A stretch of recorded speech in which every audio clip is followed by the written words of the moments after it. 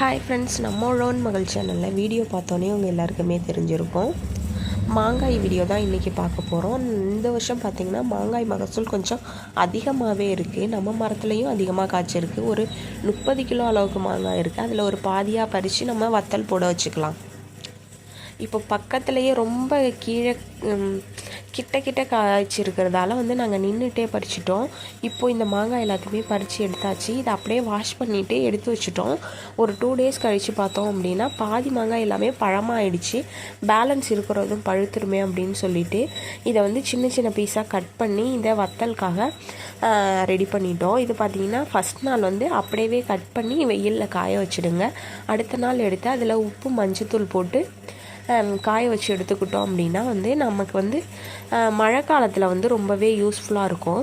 இப்போ பார்த்திங்கன்னா கொத்தவரங்காய், மிளகாய், மாங்காய் எல்லாமே ரொம்ப சீப் ரேட்டில் கிடைக்கிது.